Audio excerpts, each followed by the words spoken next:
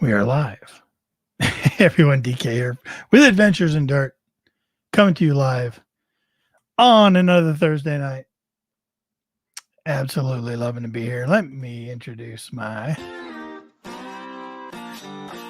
co-host for the night, Tony, Mr. 5280 Adventures. How are you, man? Good. What's going on? Oh, Happy to be here. Happy to be here. I had to miss last week. I apologize.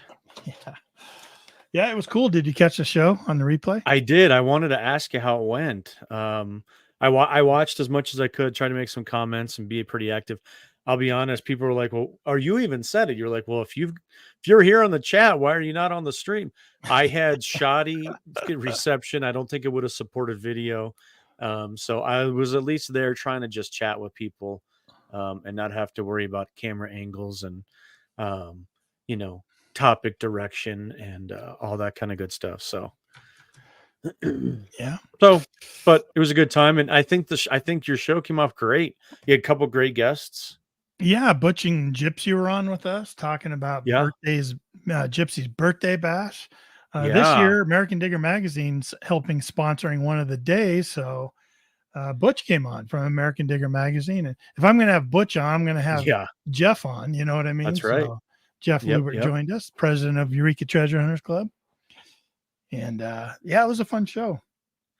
Yeah, I think it came off well. Very informational about everything that's going on with that birthday hunt. If you guys that are listening right now live or on the replay, go back and watch that last episode last week about Gypsy's birthday bash, because it tells you absolutely everything in depth about the hunt, what's included in the hunt, how to hunt, where to hunt. I mean, like all those different, it was so much information, but also just a great time, great topics about, finds and, having Butch and Gypsy and Jeff. I think they had said that, between the three of them, there's like 100 years worth of metal tucking experience or something. It was, I believe it. That's, and I think Gypsy 89 of it was Butch. Butch has been doing it forever. Sure. All three of them just been detecting for a long time. Love it. It was a good show. Like a baby in there with I know, right? Yeah, but you're right. They did. The conversation was great. They were kept feeding off each other. The chat was filled with some really great questions, and it's a lot of. It was a good show for sure. But we did miss you. Did miss you out there. How'd it going? You were out of town a little bit. I was up near Nebraska, middle of nowhere, and dove hunting opener, and got to stay out in the trailer for close to a week and had a great time. Shot a lot of birds, ate a lot of meat. Yeah, I saw you getting some of that ready. Yeah. What kind of birds were you after, and how many did you get? Can we ask you? We were after dove and dove opener. So between the three of us, between the four of us on day one, we had 39. And then day two was we got 30 from the three of us. So it was all right. I mean, there was a number of birds. They weren't grouped up, and there's a lot of water in northeastern Colorado right now. So the birds were pretty spread out. Normally we got a really good spot that they like to come through, but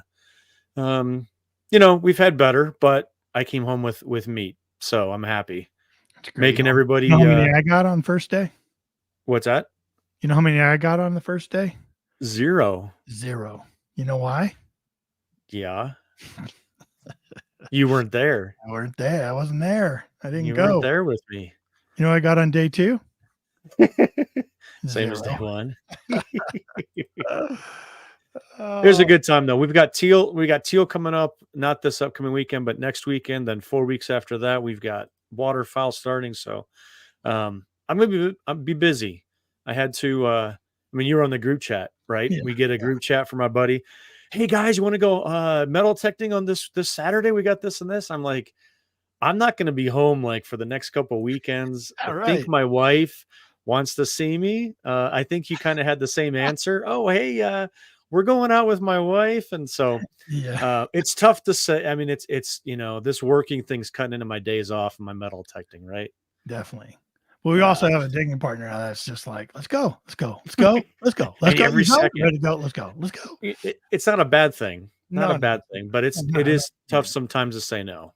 Yeah. But we got a couple digging buddies, and they're both just like, want to go? Go? Let's go. Yeah. Yeah. And I was actually before dove hunting started, I actually went metal detecting this past weekend. But I think we'll get into talking about that a little bit later. I've got a video coming out on it this weekend, so I'll drop some clues to what's coming up with it, and we'll talk about that later. But let's talk right now. Let's just jump right into the live chat and see who's with us.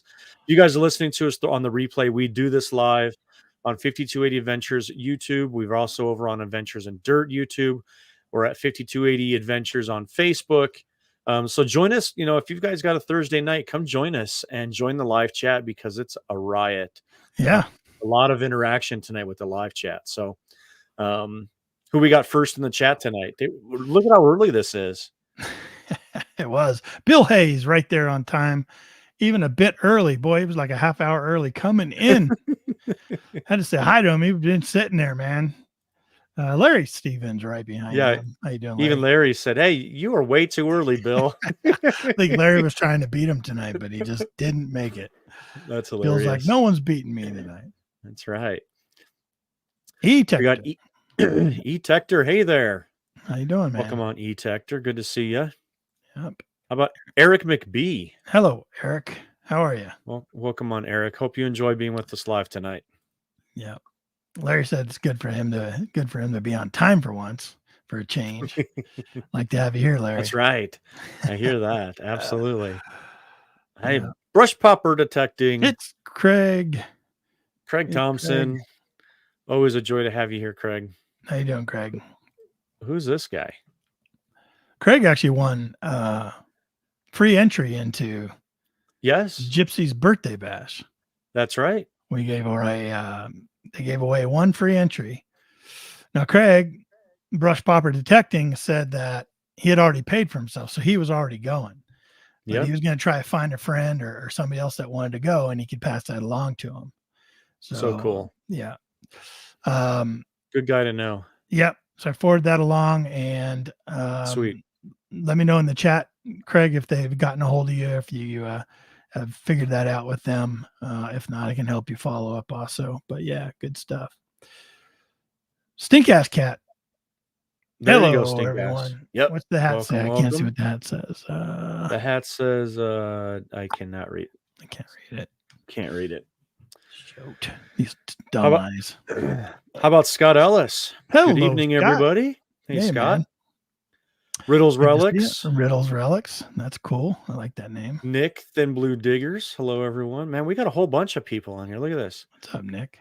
Head Hacker Coin Slayer. Oh, my gosh. That's a cool name. Head Hacker. Yeah. Coin Slayer. Right. Michael Busy Bee Detecting. Hello, Michael. Looter 8 Treasure Hunter. Jeez. What's up, Looter 8? Boy. All kinds of people showing up. I know. Look at this. I wish I could call out everybody. We got a ton of people here, but GA buddy, Georgia buddy in the house. Very cool. Went with him to England. Yep. All kinds of good people here. Thanks for joining us tonight. You think Buddy's in English field right there on his picture? Looks like he is. I think he is, yeah. Doesn't look like a Georgia field. If we're wrong, Buddy, let us know. That's right. A couple more people. X marks the spot. Hello, Mark. Dropped and Forgotten. Love that name. Good to see you. Thanks for showing up. And Dirt Diggers UK joining us again. Even. Or good morning. Should we say good morning to you? Good morning. Yeah. Yeah. Shoot. Hey, Larry says bacon wrapped dove on skewers on the grill. That's the way to go. I'm very fond of the popper with the jalapeno and cream cheese and wrapped in bacon. You can't go wrong. Jalapenos, cream cheese, dove, and bacon. What was that jerky you made that time? That was snow goose. Snow goose jerky. Oh, goose jerky. Man, I could have eaten the whole bag. Hey, that 5 more months, we'll be there again. Absolutely. Hey, real quick shout out to Dwayne Crown. Is it? Hello from the Shenandoah Valley of Virginia. Man, that just sounds. I've never been to the Shenandoah Valley, but that just sounds like a place I would like to go. Yeah, Dwayne, we should hook up here, Dwayne. I lived in Winchester, Virginia, right in the Shenandoah Valley, right there, just south of West Virginia, I believe. And incredible amount of history. Incredible. 3 Civil War battles just in Winchester alone. Changed hands 3 times during the Civil War. So very, very cool location. Incredible history down there in the Shenandoah Valley. And beautiful. Oh my gosh. Absolutely gorgeous. Beautiful area. Yeah. Sounds beautiful. So, yep. Very cool. Hey, you went dove hunting. Yeah. And you put out a reel that's pretty cool, man. I love that reel. I got it pulled up. Oh, yeah. Yeah. So Tony, I think somebody was reel, somebody was asking about this as well a little bit earlier, how the bird watchers were doing. Is that the one you're talking about? Yeah. So set it up. You're at your public hunting, right? So set that whole thing up. Yeah, we're out public area, public reservoir, in a public field with lots of cottonwoods, and I mean, you've got Memorial Day weekend, right? I'm sorry, Labor Day weekend. And so there's a lot of campers out there and things like that. And it just happens to be that it's the dove opener. But for the most part, people that are there are hunters, and they know the areas where the hunting is at. And you're on public, but you try to give some space and everything like that. Well, I'm sitting I'm right on this tree. The dove are flying right down the field line. I mean, it's like a prime location, right? And I look over my shoulder, and sure enough, this is what happens. I just had to take a little bit of a video, and this is what happens.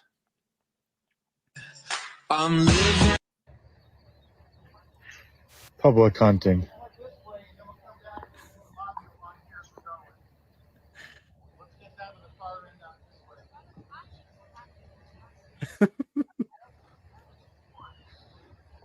Bird watchers.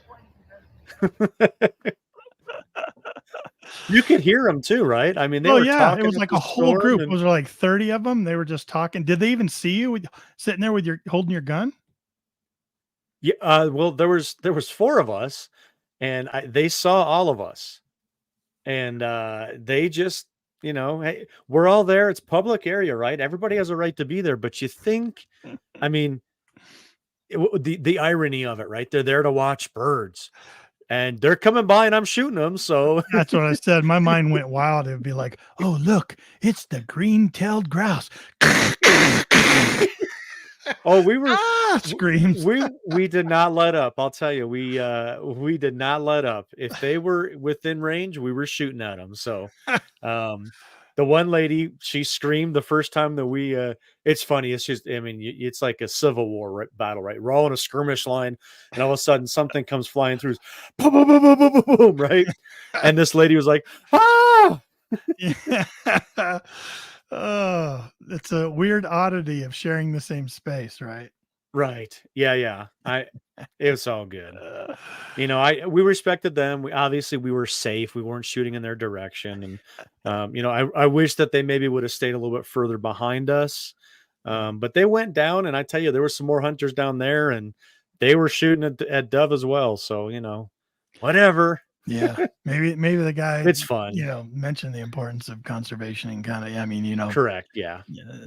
Management and stuff. You know what? I mean, it was cool. I had to take a little bit of a video about it. I found it just kind of ironic. And of course, all the comments were like, well, hey, did they get to see any birds dropping? Yeah. Like falling from me shooting them. So no, it was funny. It was pretty cool. Yeah. Good weekend though. Dropped and forgot and said he found a Colorado retail sax token here in Omaha. How cool is that? Was it the square one or the round one?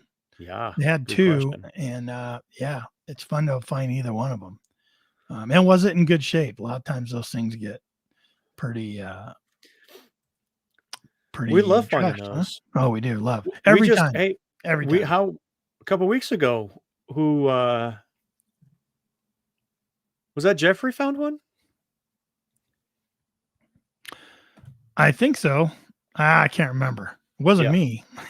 I know that. He found the round one. Good shape. Nice. Excellent. Good. You had those in 2 mil and what? 1 mil maybe? They put 22 mil. 2 mil, yeah. Dwayne says he lived right beside the Cross Keys battlefield. Yeah. You know where it's at? I don't. Cross Keys. I'll have to look it up. I still love looking up the history of that area just because there was a slight connection. I didn't ever get to metal tuck there, unfortunately. That was right before I had started metal tucking, but just doing research. And that's really when I started to try to get right into the research, trying to pull overlays of the battlefield of Winchester and overlay it over the current town, and really started to spark my interest to the point to when I moved back to Colorado, I bought up my first detector. So, 1 year a little bit too late because you're moving from a beautiful historical area. I kind of regret not being able to swing my detector over there in Winchester. So, yeah. Hey, very, very cool. A little tidbit about Winchester. Like I'd said, it had changed hands 3 times during the Civil War. There is the cemetery in the town square of Winchester, and down the middle, it is divided, and one side is Union and one side is Confederate. So, but they are all in the same cemetery, which was pretty cool. Pretty cool to see, and just tons of history. Gosh. Yeah. Very cool. Dirt Diggers UK said it is 1 a.m. there. And, that's way past my bedtime. Say he works in 5 hours and drinking energy drink and watching us. Hoping we're all right. Well. Yeah, and we're doing okay. We're doing well. Good. I think all my trips are done. I might have one more trip back, but my trips are pretty much done. I know that we've been. Yeah, I was able to get out. I was able to get out last weekend, 2 days in a row. Man, how about that? That's 2 days in a row. That's unheard of for me. But I'd come back from my mom's service and had a few more days off, 4 or 5 more days off. So a couple of those I got to devote towards getting out. And, it's always fun when somebody says, hey, let's go to this new spot. Right. Years go up. You're like, okay. Oh my gosh. Brand new spot. Brand new spot. Has it been touched? Has it been researched? Has someone looked at it? Right. Is it virgin? Brand new spot. A brand new spot. I'm like, yeah, let's go. Like a dog, jumping in the truck with his tail wagging. Let's go. And yeah, we went out. Went out 2 different days. One day I went out. You weren't with us. The next day we went out and you were with us. So the first day I went out, we went up to the mountains. We had this site in mind. We said, all excited. The first obstacle, we get up there and we can't make it through the pass. We can't make it through the 4-wheel drive trail. Oh, too much of a 4-wheel drive trail for what we were driving. And we didn't know it. We had read about it ahead of time and heard it was a 2-wheel drive trail. So we were in sort of a truck type thing, but it wasn't, like a Jeep with differential suspension, whatever. It was, you definitely needed one of those. So we changed tactics because the target we were looking for was way up this trail. But then when we got to looking at old maps, thankfully to Gaia GPS, I'll throw them a quick plug. If Gaia's listening. And Gaia's listening. Throw me some money. That'd be great. Right. No. But we saw there was home sites real close to the trail if we just hiked up about a mile. So that's what we did. We got on our foot, packed all of our stuff and hiked up just about a mile and was looking at all these sites. And it was cool. Like I immediately got on one of the home sites, like immediately. There was like a little pit there. I didn't know if that was the outhouse, but I was seeing, what do you look for? I was seeing glass and pottery and brick, and started finding little nicks and doodads and pieces of button and pieces of suspender. I'm just like, this is it, man. And I just kept digging and digging, and it just started turning. It turned out it was the trash pit I was in. More than an outhouse too. It was definitely like a trash pit. And it was not very productive. So we moved on to other house sites that we, were using our Gaia GPS to direct us up there. And a couple people found a couple things, but it sure wasn't as productive as we thought it would be. And sometimes that happens, right? Like sometimes it's rough. It's rough. you get so excited and you get up there, and slowly your excitement calms down, and you're like, this is going to be tough. This is going to be tough to find stuff. And yeah, man. Well, you put in that time for the research, you put in the time for the drive, because generally, heading up to the mountains for you and I is hour and a half minimum. Yeah. Sometimes 2 hours, over 2 hours. Yeah. Plus your mile hike in, all that anxiety and excitement about getting to a new site. And hey, it's just like hunting and fishing, right? I mean, nothing's guaranteed. You hope that you get on it. And some days are better than others, right? Yeah, absolutely. And I mean, you live for the good days and you just suffer through the bad days, like life, right? Yeah. I mean, that's kind of what we do. Well, I think you just take it as a learning experience, and you mark it off the list. You've been there, didn't find anything, and you just move on to the next thing that you can access, right? Getting access to the points is most important. So, yeah. I jumped down that rabbit hole today, man. I got all excited about some. Oh my gosh, I did some crazy stuff today. I looked at it. I took one picture and revolved all my research about this one picture, like trying to find the spot a certain car was in and the direction it was facing, and then like tried to tie that all together, and went to do 2 different locations, and then finally settled on a location, and it had some words about how many miles from this thing it was. I was doing as much as, what started is I had this old trail map, just had these little dots from these stage stations. And I actually pulled them into a program where I could measure in miles exactly how they were, how much they were. Cause I was trying to find one that was more than 20 miles to see if I could find a spring. That's what led me into this. And the trail actually had a fort on it I'd never heard before, an actual fort. So I started researching that, and boy, that led me down the rabbit hole to where I was like, I gotta tell you, man, your research is impeccable. To take literally a picture of a vehicle and little tidbits about distance and general area.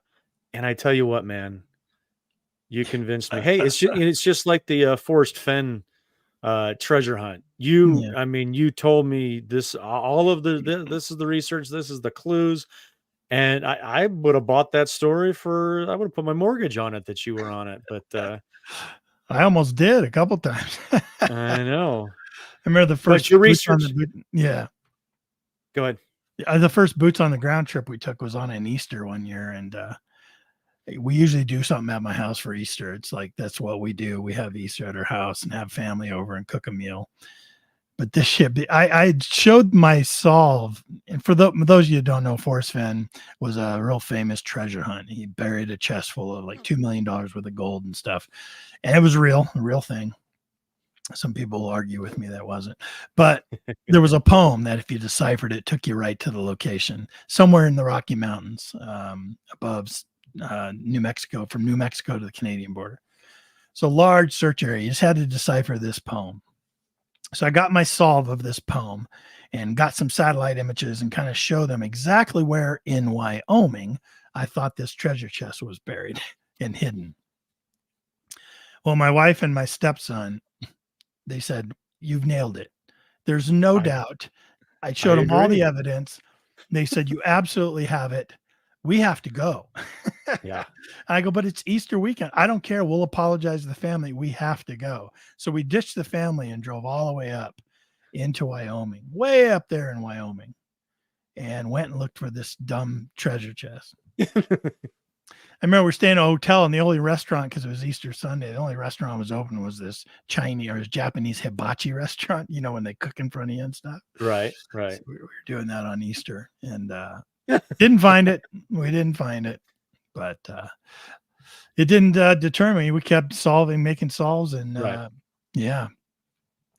Michael B. Busy B says, "Didn't a woman find it?" No, a guy found it, a medical student in Massachusetts, I think he was at. He used to make trips out here, and he's the one that found it. There was a woman that claimed she had the correct solve, and she sued the estate of Forrest Fenn, saying that she always had the solve, and Forrest knew she had the solve, and he's purposely not giving it to her because he said some things in an interview one time that was kind of like a nod to her that she knew that she had the correct solve. Like, you talk about going down the rabbit hole. I read the transcripts of that, and it got pretty crazy. But she was an interesting person. I'll just say that. Yeah. Her and I have some history as well. Yes, you do. Yes, you do. You want to tell that story? You want to not tell that story? Nope. Your lawyer told you not to? I plead the fifth right now. Not going down that rabbit hole. But let's get back to the original rabbit hole. Yeah. Your research is impeccable, man. I tell you, from one picture of a vehicle, the landscape, the curve of the river, the location, this 4.4 miles, like, nailed it. Yeah. Pulls up a map. I get this text message from Ken. Tony, check your email. We went down a rabbit hole. I think I found this fort. And it's like documentation, pictures with lines and red crossovers. And I'm like, yeah, that's it, dude. You found it. You found the fort that was mentioned. It was there for how long? 1 year? 1 year. I only used it for a year. 1 year. They used it for 1 year. Fort. Yeah. What? So, yeah, and it's not well documented at all. No, I mean, I tried searching stuff on it. It's really not well documented because it was only around for a year. But in that year, I read some things about what they did within that year, and it's a great. I definitely would like to get out there. Yeah, we will look up landowners and stuff, and hopefully we'll get out there sometime. Yeah. Yep. Absolutely. Yeah. And we can talk about. Let's see. Want to say hi to Joe Cannon. Hello, Joe.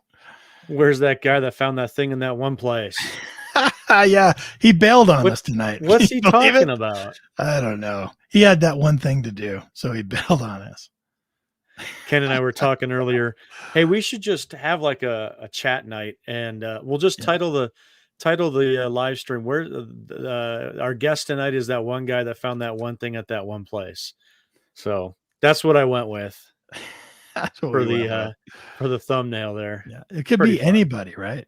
Anybody could be. Could be. It's that one guy that did that one thing with that one thing at that one place. Yeah, with that other guy. Yeah. Silver Assassin wants to say hello to you. What's going on, bud?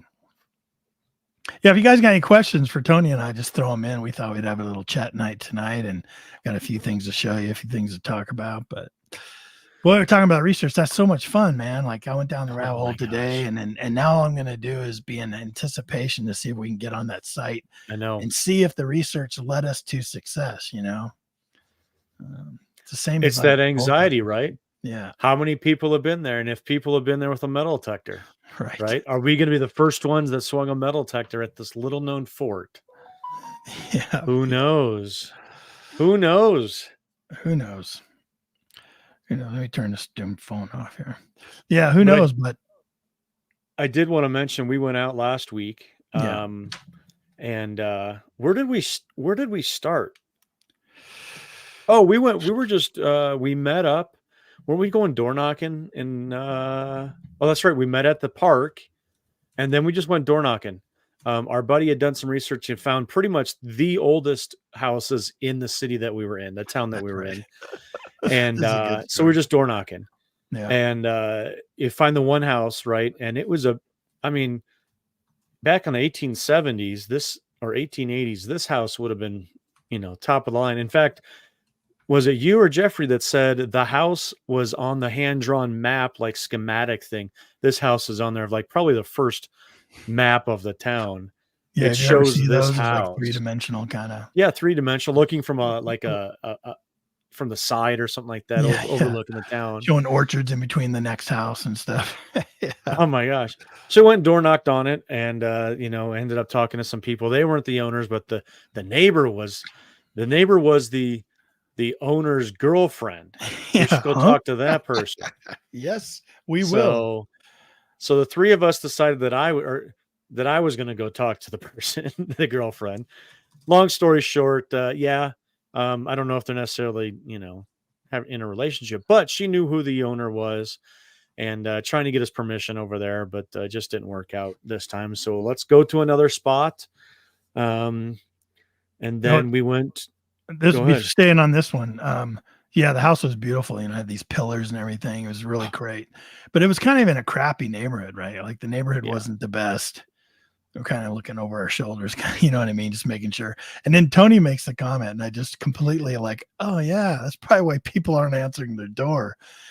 He said we kind of look like the popo out there, like the police out there, like, you know, We did. plain clothesmen, like huddling up and all right, so We I'm actually gonna go knock on the did. door, and then SWAT's gonna come around the corner. We absolutely did. I mean, I've been on quite a few of those types of situations where we're looking for fugitives. Yeah. And I got to tell you, so 3 vehicles pull up, 2 guys hop out, go talk to the other guy in one of the cars. Always looking over your shoulders. Looking back at the target house, making plans. Looking at the house, making plans. Go two guys, you know, in tandem. You go up to the front, one of the doors, and knock on it. You know, I mean, I'm surprised we didn't have the local PD come out and check out, or someone was calling dispatch verifying. You know, hey, have you guys got a team out here looking for somebody or something? Because we looked like. So that's pretty funny. I forgot about that comment. You made that. We comment. absolutely did. Absolutely, man. Let's get out. We of absolutely did. We're not going to get any permissions like this. We got to go solo. You know? So after that, we went to looked at some, you know, what actually not a lot of people may know this, but Colorado, we actually have these farms that are designated by the state as Centennial Farms. Centennial, Colorado's the Centennial state. It was founded or incorporated, whatever, in 1876. So it was 100 years after the since our independence. So it was designated as the Centennial State, or 100 years for Centennial. And so now we have Centennial Farms. And if you've been an active farm in the state for over 100 years, then you can get this designation. So we'd driven past this one place that raised bison and had bison meat for sale. But I'm like, hey, that's an old house over there. Well, we struck out on some place. We're like, let's just go back to the bison house and door knock on there. We go over there, and it's a Centennial farm. I mean, it's been around since the 1870s, I think. And I mean, long story short, we talked to 2 cowboys that are out, I don't know, shoeing horses, or, you know, I don't even know what in the heck they were doing, but hey, they're way in the back, and we just kind of pulled up on them and parked by where the store was, which was closed, and just started walking in the back by the cow chutes and stuff. Right. Hey, can we, you know, we see this, you know, incredible house. This is what we do on the weekends. You mind if we, you know, metal tech, and like, we don't own it. But you guys are into history. Let me tell you everything I've ever learned about history. Well, he called one guy called the owner. Remember, he goes, let me give him a call. And he was like, nah, don't really want so excited though. So excited. Oh my gosh, they're going to find all the history here. Yeah. And the landowner wouldn't let us on, but the people that were there, oh my gosh, they're from Nebraska. How long did we talk to them about? It was a half hour. That was one of the thrills of my entire day, because those people were so into it. Well, they're telling us about everything in Nebraska, because they're both from Nebraska, about history, and they're going to call and get us permission at this farm in Nebraska. Right. And then the 2 sons come out, and we start playing football with the sons. And it was, I mean, really good experience. It literally came to nothing. We got nothing from it, but it was a great time to meet some people that enjoyed history maybe as much as we did. We just have different hobbies. Those little boys were cute, man, because they were like feral. They were a little feral. Yeah.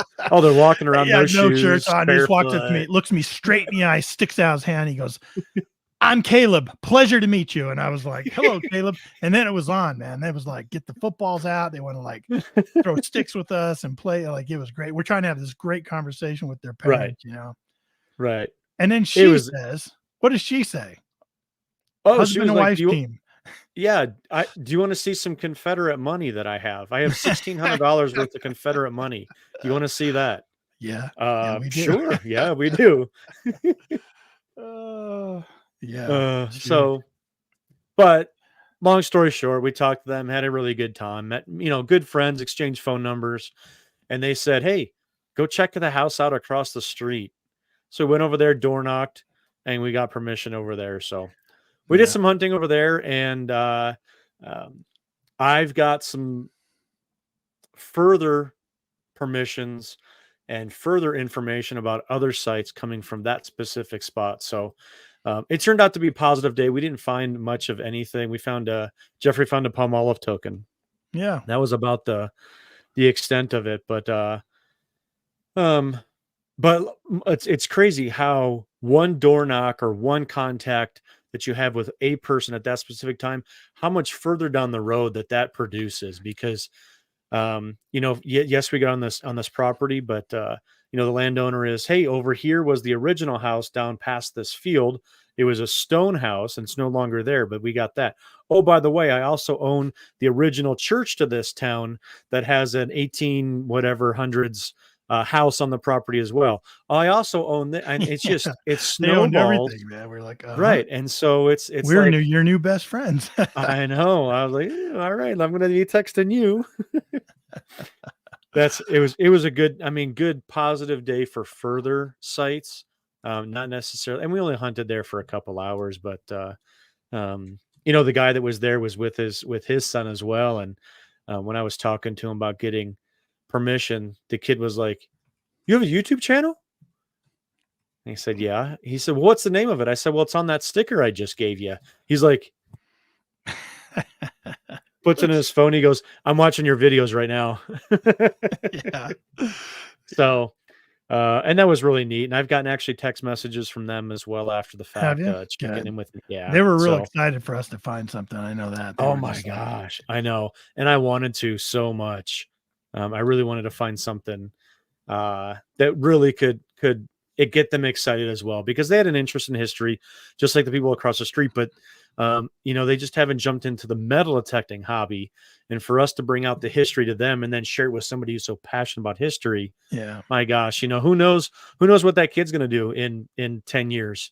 He may be the next Aquachigger or something like that. You never know. What I mean? Right. Yeah. He was definitely impressed, and he was just like running around every time he'd hear our detectors beeping or our pinpointers going off. He'd come running. Find something? Did you find something? Yeah, here, look at this. I don't know what it is, but check it out. And he's like, well, what could that be? I go, exactly. What could that be? His eyes are getting big. He's like, Dad, look, we don't know what it is, but check this out. You know what I mean? Yeah. So Joe wants us to prank call Loy. What a great idea that would be hilarious. We got to do that. I don't know if we should do prank call him from his number. That's funny. Yeah. He's like, hello? Oh my God, that'd be great. We got to get Loy and Larry, right? Yeah, Larry and Loy. Yeah, we got to get them on. We've been trying to. We just need to set that up and stuff. Larry thinks they're ready to go with the whole video thing and can do it, but awesome. Would love to do that. E-Tector asked, hey, DK, have you done anything more with the secret treasure hunt? I haven't. Is that something you're into? Like, I've looked through it. I just haven't jumped into that one. There's one here in Colorado called the Beacon Star. That is kind of cool. That I've been looking into. It's all ciphers and different types of ciphers and really heady stuff. But nope, haven't gotten into the secret very much at all. I love treasure hunts, so I love riddles. I've always been a fan. Yeah, of all that it's so stuff, cool. I mean, the accomplishment of going through the cryptogram or the clues, and you and I have done a lot of hunting. When we had a guy that did that once a week, where he would put out different clues to a different for the spot. And when the clue would come out, man, I tell you, we jump out there the next day and start looking for it and looking at the pictures and different directions, and just having that sense of accomplishment to run through. It's fun to get everybody out there, right? It is pretty cool. It is. It was really cool. Hey, Tim. How you doing, Tim? His wife's in Walgreens. She's like, let me get some RELICS radio in real quick. And then when she comes back out, he's going to turn the radio off, I guarantee you. You're listening to that crap again. I just went to Walgreens. You can't leave that stuff alone. That's hilarious. Yeah. We did have some questions earlier up here. We had Brush Popper said, found someone for that entry that he won, but he hasn't heard from anybody. So okay, yeah, let me follow up for you. Craig, let me follow up for you on that. I'll reach Cool. out to Butch and Gypsy and see, because they didn't respond to me either as far as like what exactly they want you to do. So I can follow up with you. I got Gypsy's personal number and stuff. I could reach out to her, but you do? Yeah, I do. She doesn't ever answer it, but I do. She says, "Leave me alone, creep." That's how she responds. Does Jim Bob, Billy Bob reply to you? She gave you the wrong number, bud. She probably did. It's like, who the hell is this? Yeah. Hey, Nick from Thin Blue Diggers. Any other info for Rush to the Rockies 2025? I just might make the trip. Oh. What's Rush to the Rockies? Yeah, I don't know. What did you talk about? The answer is no. We haven't. At least I haven't heard. I'm not on the board anymore for the club. I decided to take a break. I'll get back on it at some time, but I'll ask Jeff and find out if they're already making plans. And tell you what, we'll send you information as soon as we know anything. Yeah. I'm sure it'll be at the same place that we've had it before. I think they just lost this year. They lost, somebody else snagged it before we could get in and reserve it. So I'm sure they've got 10 people working on that. So as soon as the date comes up that we can start reserving, we will, and then we'll start making plans. So yeah, I have Thin Blue Digger's personal number. I'll send him the info. You do? Why do you have that? Had to throw that in there. Are you sure it's not Billy Bob's number? What'd you say to me? How often do you call him? Larry, you'll be all right, bud. We'll pull the information. We'll pull the stories out of you. It'll be fine. Jim Steele showing up. Hey, Jim. Yeah, good to see you. Jim is a longtime follower of 5280 Ventures. We've talked quite a bit over the years, and it's always great to hear from Jim. Very, very cool guy. Lots of digging history in his life. And thank you for showing up, Jim, and supporting. Appreciate it, buddy. Yep. So Tim said, we're giving Tim a bad time. He said, no way. She's used to RELICS Radio. I can't wait till the Detecting Wives show. Oh, no. Have we told many people about that? I don't think so. We talked about this years ago, and people don't forget. Tim doesn't forget. He listens all the time, but yeah. I think it's a great idea. We want to make it come true. Yeah. Yeah. I want to get our wives on. Yeah, get our wives on sometime. The idea behind it is that, Ken and I are here talking, we've got great, chemistry relationship. We talk about detecting all the time. We want to get the truth out there and have the wives talk about what it's really like to have Ken and Tony be detecting buddies all the time. Because there's some fun stuff. Yeah, they have a definitely different perspective on things. They do. They do. Everybody here's got one perspective, and then the wives are going to have a different one. Yeah. I told my wife tonight before coming down here, I said, Tony and I are just going to have a little chat session tonight. We're going to kind of just wing it and chat about some stories and stuff. I go, matter of fact, our thumbnail said, we're having that one guy that did that one thing in that one place. And she goes, dork.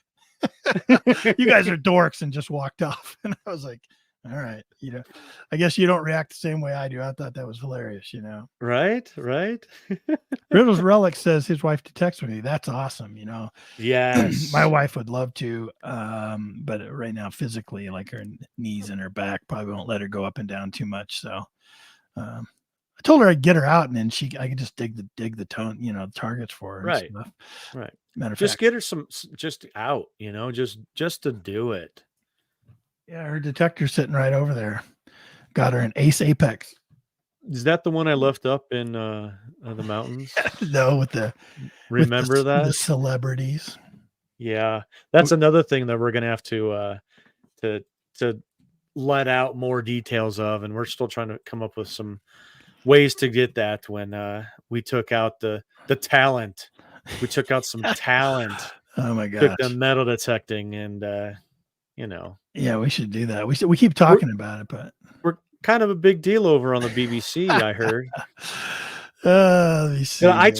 I told you that I got a text message from somebody in England that said, "Hey Tony, just saw you on the tube," and it took a picture of our episode on the TV on the BBC. It's like, great to see you on the tube. I'm like, what?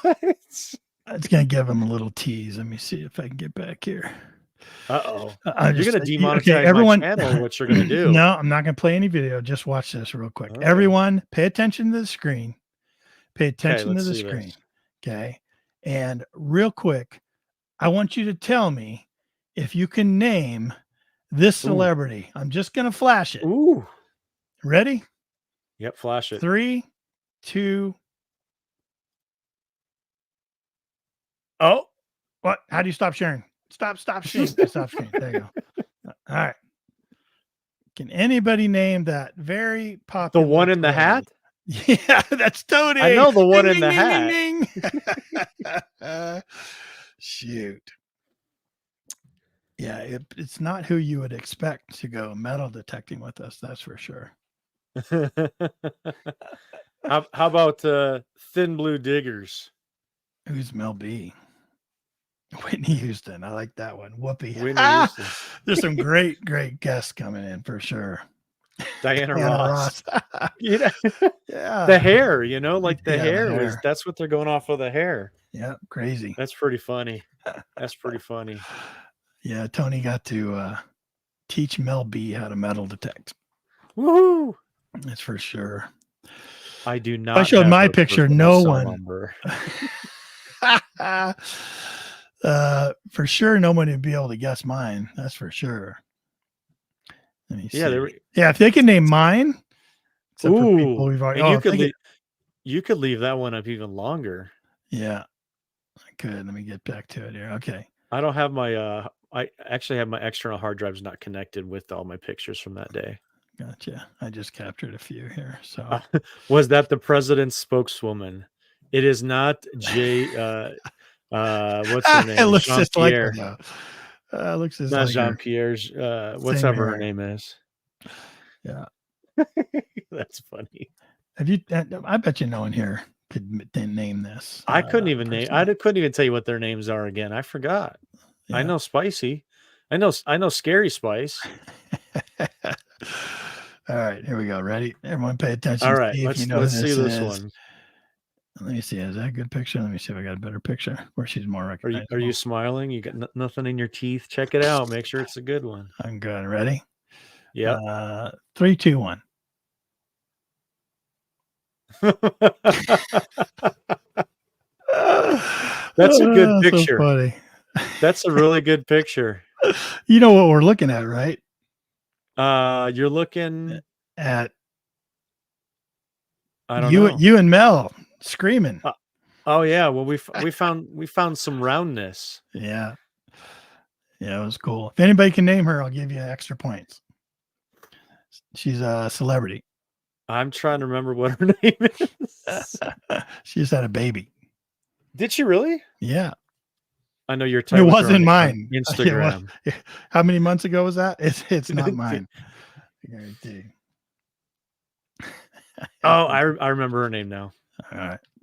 Ooh, Optrix. Oh, that's a good guess. A nice one. I like that. But no, that'd be kind of cool. That would be. Her. I would actually her enjoy and that. Kurt Russell. They're big over in Aspen or Vail. Aspen. Yeah, huge compound in Aspen. Yeah. So that's a good guess, though. Sure is. Oop, not that one. Ah, very cool. Her name is Emily Atack. She's from the UK. She's a famous person over in the UK. Social media person. Social media, Instagram, variety shows, dramas, you name it. But I didn't think anybody was going to be able to get that one. No, but Tony and I still need to kind of we were thinking about doing like a reaction show. Where so we can show the whole video. Yeah. Let me do one more, see if they can guess the third one. Yep. Okay. All right, here we go. There was the third one. 3 ladies were with us. That's right, 3. And there's a third one here. Who can name the middle person? Ready? Here we go. Oh. Yeah. Anybody know who that is? I bet they don't. So all three of these celebrities are from the UK. Which is why none of us know who they are. Right. Except for right. Moby. Exactly. Yeah. Exactly.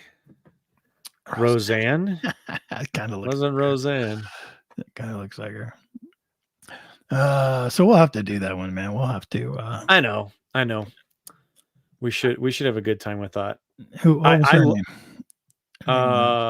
Ruby Wax. Ruby Wax. Ooh, Kris Jenner. That was a good guess. Very good guess.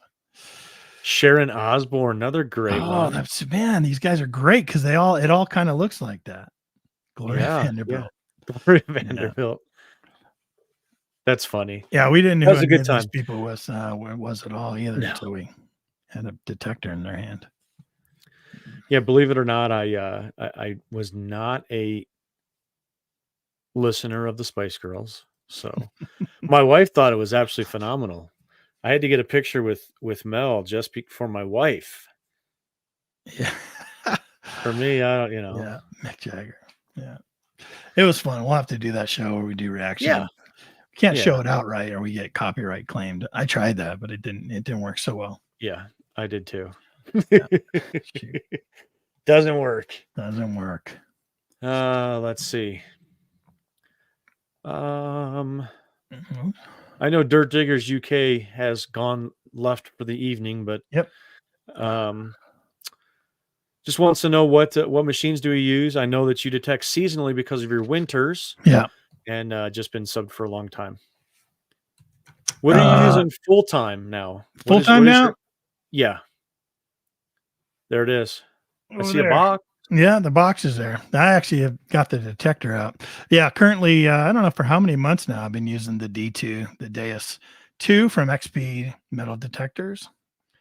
Yeah, I'm digging it too. In the past, I've used the Legend and I've used the Technics T2 and the Simplex. But yeah, I'm using the D2 right now and really enjoying it. Yeah, what are you using these days? Great machine. I'm full time now on the Manicore. I am way into it. It's gonna be tough to get me off that machine. So love that. I've got out. We had Nokta on our show a while ago. They sent over the triple score. Yeah. I've used that out there, and I've used the Apex Pro Gold, all that stuff. But man, that Manicore, I know 250, I know 150. Yeah. 50. No, I didn't use 50. Nick Thumblue Diggers also has the Manicore, and he attests to the Beast as well. There you go. So yeah. Yep. Our digging partner got a hold of that thing too, and you've been giving there's lots of Manicores out there. Lots of Manicores. Pulling the trigger on the M8 pretty soon. It's probably gonna be over the winter time, maybe early spring, and I'll start it out at 2025 out with the 8-inch. That I'm looking forward to because we're coming across some really good sites here lately in the fall that have been just riddled with iron. And I keep saying I really want to get that smaller coil for the Manicore, get it out there. And so I think we'll just start making a list of spots that we've hit that have iron. We've picked through the best that we can. And I think maybe next year early, before we, the grass starts growing and stuff, maybe we can get out to these spots again and pick through with some smaller coils. That's my intent. I hope. Yep. I hope. He said he loves his and just saw the Coil Tech's got an 18-inch coil coming. 18-inch. That's a big one. It's huge. It's a big one. Buddy said he's taking 2 D2s and a Manicore, going with him to England next month. He's gonna kill it. Beautiful. Gonna kill it. Buddy, were you able to fill your group? I know you had an empty spot available, and we helped promote it there and see if we can get that spot filled for you. Let me know if you were able to fill your spot or if that spot's still open. I think they're leaving in October next month. Yeah. Yep. But he even says the M8 is great for iron separation. I think that's obviously that's the intent of the smaller coil is for that separation. And even Nick Nick says, I thought about the M8, but I hunt more fields than yard areas. I like the coverage of the bear quail. And I agree. I've hunted out in Ohio in those large fields. Well, really anywhere that has large field. And having the larger quail, you cover more ground, to find the locations and things like that. So yeah, I would absolutely understand that and agree with it. Yeah. And since you guys are doing too much manticore talk, I had to ask Buddy, what programs are you? What programs you are running with out there in England? Ain't nobody want to hear about the D2 crap. Come on, this thing is so customizable and there's so many great. The base programs are friggin' great. Yeah, I mean, I know people tweak them and make their own custom programs, and that's great. Right. I got them all programmed in, and but man, some of the base programs are just great. That general program is just fine. How many custom programs can you save on the Deus 2? Shoot, on the D2? 150. No, I'm kidding. Yeah, I think you have 20, 25, something like that. I haven't maxed it out. I got about 3 on there. I've got the Techna and the Forager and Matt Howe's Deep 2 program. And tell you what, he said he's using the Beach program for a lot of relics. Right. There are 2 programs on that D2 that are surprising. They are really surprising. Mm-hmm. The Goldfield program, that thing will find every single thing. Everything. Yes, everything. It is super sensitive. It's super deep. It will find everything. But if you want to hear everything, man. Yeah. I took my gold coin. It's a little $1 gold coin. So it's 12 millimeters, maybe even less than that. Really thin, smallest US produced gold coin ever in history. And I took it at 4 inches flat, 4 inches on its side to do some testing of all the different programs. Then I took it over to 8 inches, 9 inches deep. It was 8 inches, I thought, but once I measured, it was 9. I put it down flat, that same coin, and on its edge. Then I also did an Elizabeth I thin hammered coin, this thinnest coin I have. And, some of the programs, like if you were swinging one way, it would be great. The other way wouldn't be so great. If you're swinging with the coin or against the coin, not the Goldfield, right? Not the Goldfield part. Bang, bang, bang, bang. Like it was just like crazy. And like it was on top of the surface. Yeah. And the Relic program, which is its kind of baby brother, that's kind of the same way too. It'll hear everything, But the general program is one of my favorite. Buddy says Deep HC. That's absolutely one of my other favorites. I just love running. Those 2 are my go-to. Deep HC and the general program are my go-tos. I know that we had taken Jeff Lubert over to that schoolhouse site that we had pounded, and he was finding he was using the D2, and he was finding pieces of something this big. I mean, they were tiny.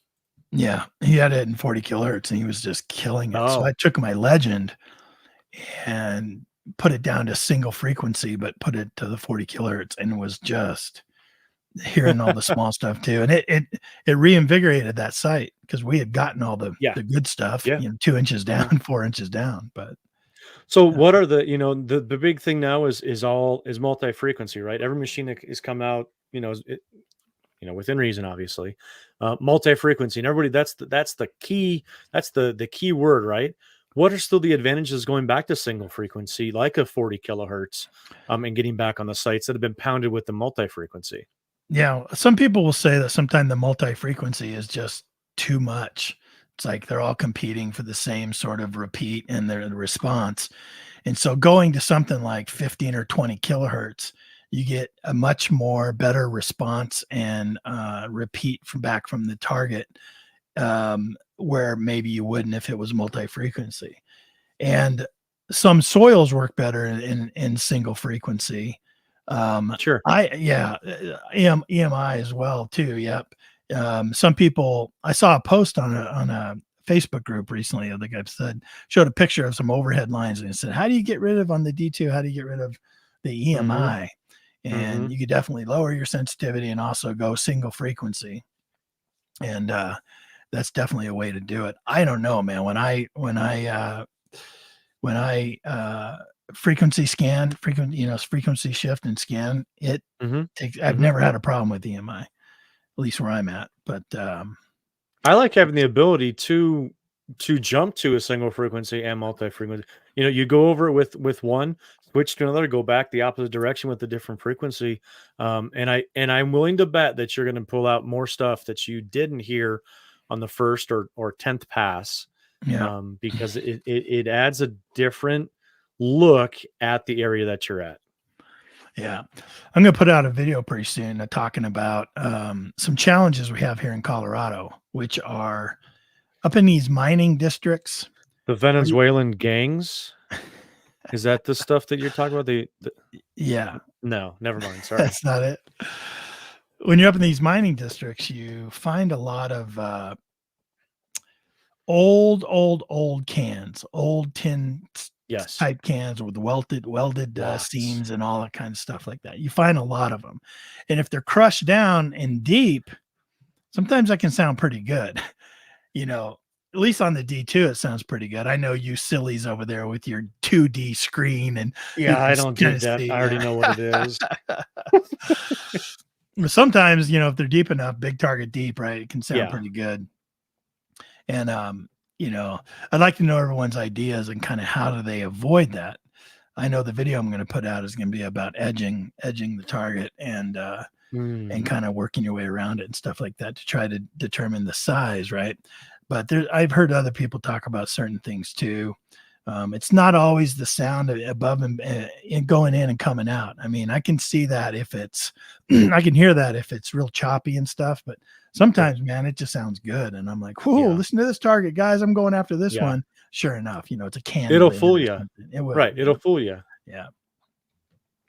Oh, that's a good point, buddy. I haven't done that. He says use the XY screen. It helps with cans. Yeah.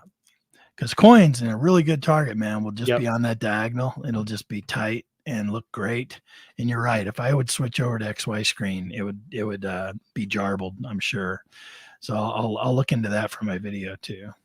Tin cans loaded with gold coins. Yeah, you still want to dig those tin cans. That's where they held all the gold coins. Yep. There's thousands of them, man. Thousands of them. There's nothing more satisfying on those 2D screens than going over it and seeing how tight and how small it is, dead center in the sweet spot, coming in at 83. Yeah. And you're like, oh my gosh, that's the sweetest sound ever. Yeah. Gotta be silver dime. Check this out, guys. Look how tight and small this is. It's gonna be seated. Ooh. I went back and watched that video from our day over there at the Stagecoach stop. I watched that again a couple of days ago. You ever guys get that? Do you guys ever get those epic days? And for those of you that mess around with video, do you ever go back and watch those? I know I do a lot. I'd be like, oh man, that was such a good day. That was such a good day, I mean, neither one of us, I don't think, has had a metal detecting video go viral where hundreds of thousands of millions of views on it. But we do a lot of it for documentation for ourselves and just because we enjoy it so much. Go back and watch those and how quickly it takes you back to that moment in time again. It's pretty amazing. Right. Love it. Absolutely love it. Yep. Want to say hi to Detecting 307. Hello. Thanks for coming on. Looks like using maybe the Garrett AT Pro there in the picture. I think so. Maybe. Hey, you guys want to see the coolest video short I've seen ever? Probably. Anybody interested in that? I'm going to show you guys a video. Let's look at some shorts. Yeah. So shorts, for those of you that don't kind of watch a lot of YouTube channels, shorts are just these little vertical videos that usually aren't too long. This one I'm going to show you is like 38 seconds long. But I'm telling you what, man, I got so involved with this short. I thought it would be perfect for a Super Bowl commercial.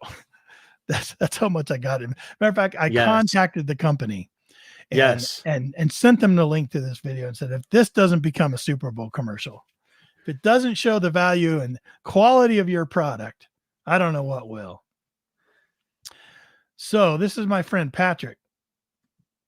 And Patrick has got a YouTube channel. And Patrick is a metal detectorist. Amphibious Detecting is the name of his channel. He's up in upstate New York.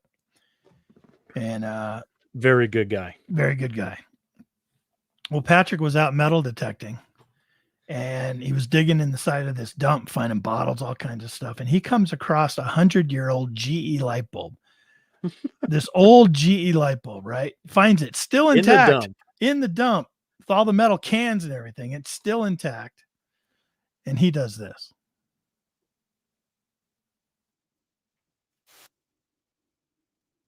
I can't hear the sound. Oh.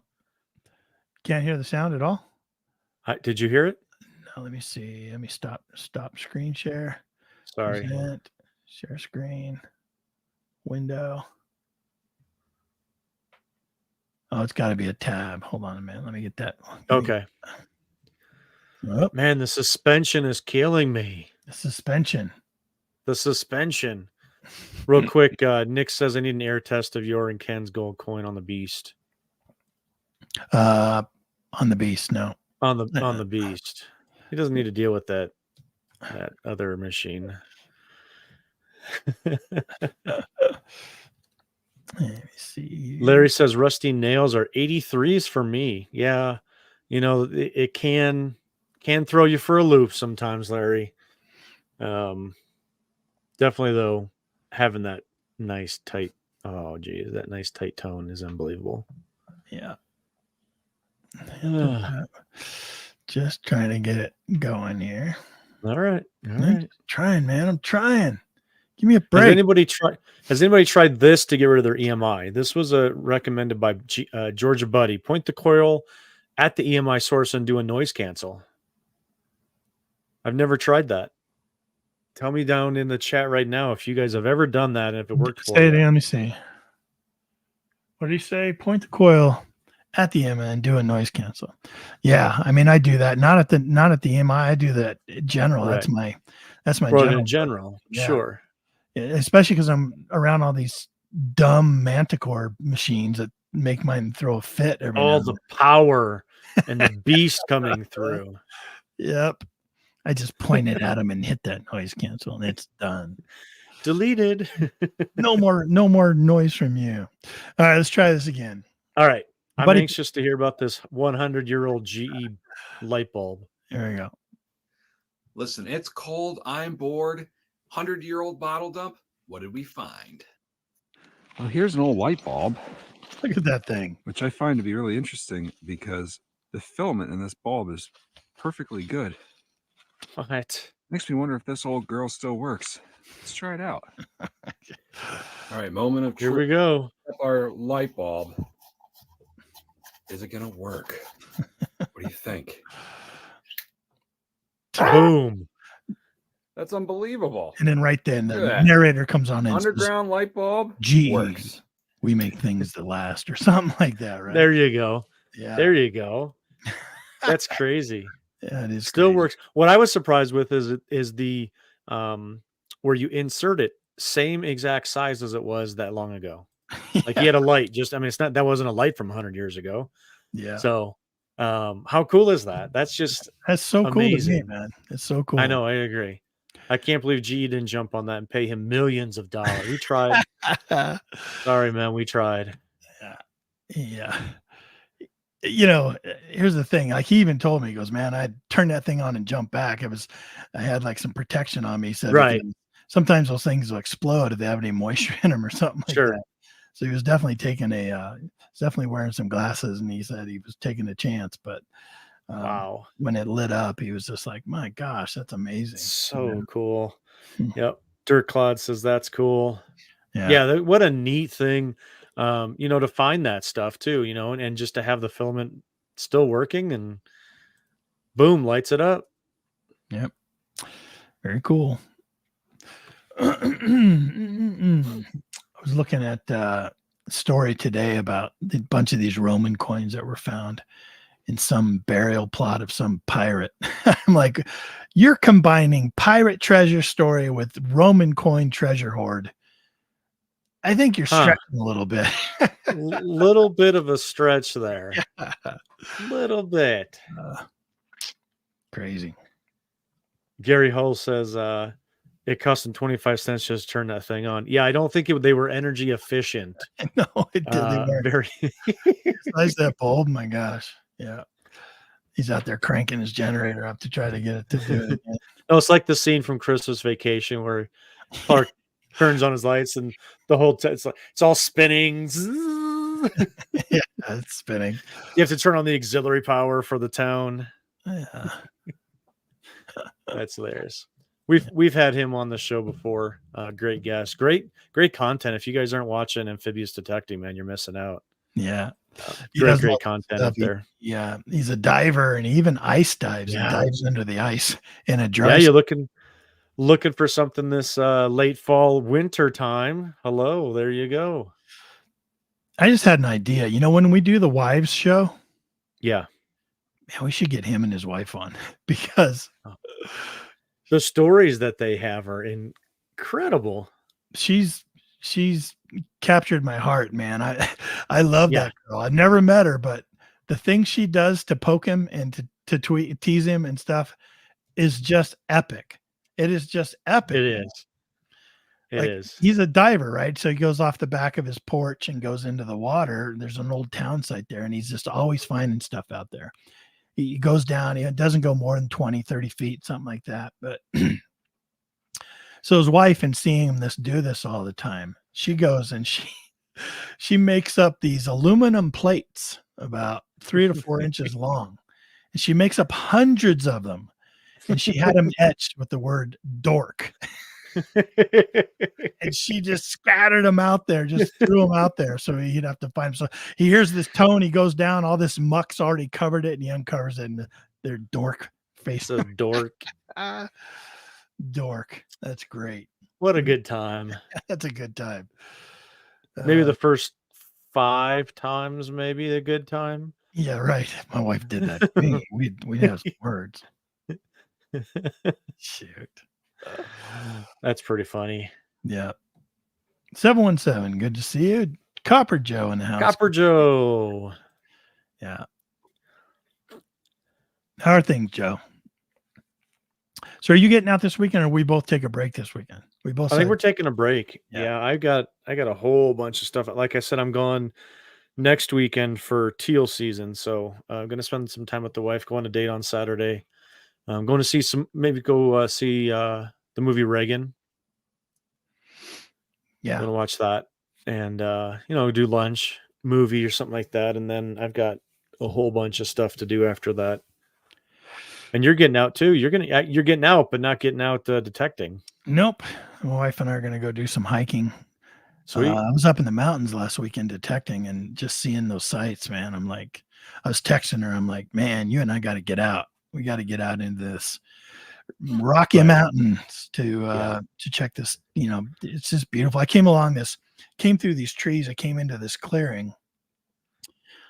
As far as the eye could see, it was these ferns, these brilliant fluorescent green, almost ferns with these giant leaves mixed in with them. And it was just like another world. It was like beautiful. Yeah, it was beautiful, man.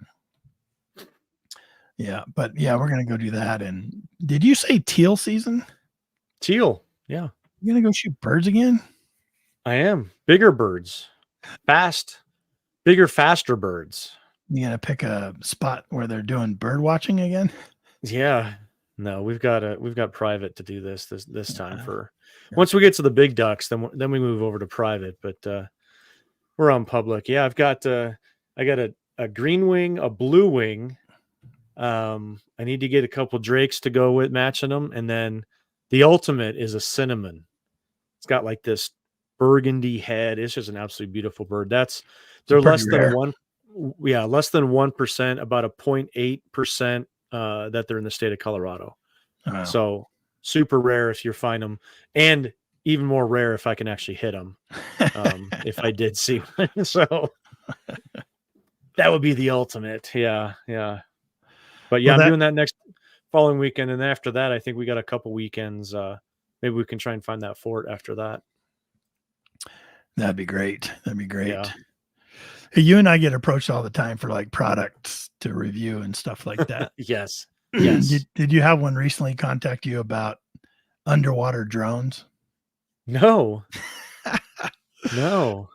This company contacted me. They're like, "Hey, we want you to check out and do some like, demonstration videos on a new underwater drone." And they go, "It's new and it's got detecting capabilities." What? Yeah, they sent me a link, right? So I go watch this link, and it doesn't have any detecting capabilities. It's got a camera. That's the detecting capability it has. It's got a camera, you know what I mean? And it's like, oh my gosh. Everybody has a different definition of terms. So are they sending it to you? Are we going to get some video footage of an underwater drone now? I don't know. I haven't pulled the trigger on it yet, but I might. I might. They send it to me. It goes like 30 feet. It's got 30 foot of cord. You know what I mean? So it doesn't go that deep. You have to put it in a swimming pool. All of our ponds and reservoirs are just muck. They're just muck and murky. Right? Yeah. I'll write back to him and go, it doesn't work in our crystal clear rivers of the fast rushing water for some reason. Seems to be struggling a bit with that. Yeah. The 30 feet of cord just went all the way downstream real quick. Trying to pull it back now. Yeah, right. Somehow the camera's a little shaky. I don't know what's up with it. You should send it over to Amphibious Detecting so he can look at some more dork tabs. Dork tabs. Yeah, send this down. Oh, that's a good idea. Send it down early so he doesn't have to go, so he can clear out or go to a different area. See? Yeah. That's right. Yeah. Well, cool, man. This was a good night. We said we didn't want to stay on too late tonight. Yeah. Just wanted to chat with everyone, say hello to everyone in the chat group that came on. If we missed your question, we apologize. We'll go look through it. And good hanging out with you tonight. Yeah, it's been fun. I'm gonna go. I wanted to say to everybody that's still listening, if you guys have any finds or any stories, send them over to dk@adventuresindirt.com. We'll talk about it when we have these open forums like this. We can talk about it, put up pictures. We'd love to see what you guys are finding. So send them over to DK, and maybe you'll see your find up on a RELICS Radio podcast at some point. But I'll drop some hints. Somebody recently, a listener of ours, and somebody that's really been involved with me, my YouTube channel, sent me something really cool, but then said I couldn't say anything about it. So not yet. What? We'll get to it. We'll get to it at some point. Yeah, it was really cool. So yeah, if you got something cool like that, send it to me and let me know if I can talk about it. That'd be great. Yeah, let me know if I can talk about it. Yeah. But don't just send it and say no. Tony just sent me this thing he found on this one block over near his house, 10 miles from his house on this street. That's right. No, but hey, a good night, and it's been fun. We're gonna get out here pretty soon, and God, I would love to find that fort, man. I would love to find that fort. If we find that, there could be that has a possibility for some pretty good finds. So, yeah, some old knives, maybe some trade coins and trade bangles, jinglers, and stuff like that. Yeah.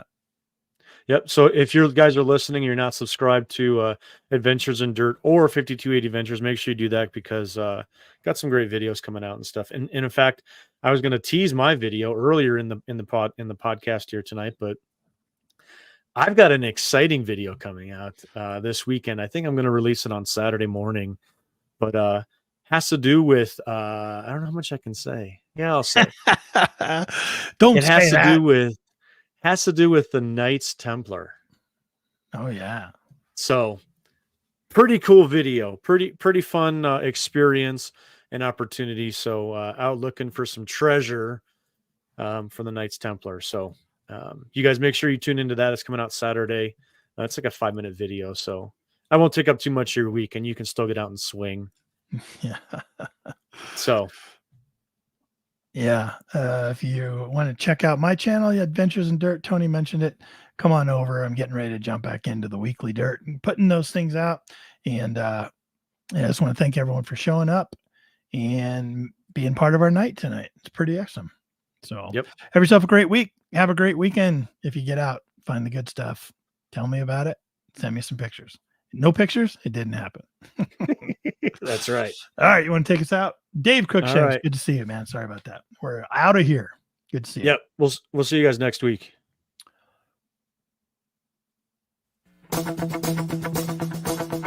Thank you so much for listening to Relics Radio. We will see you back here next week for another exciting guest. Until then, get out and dig it all.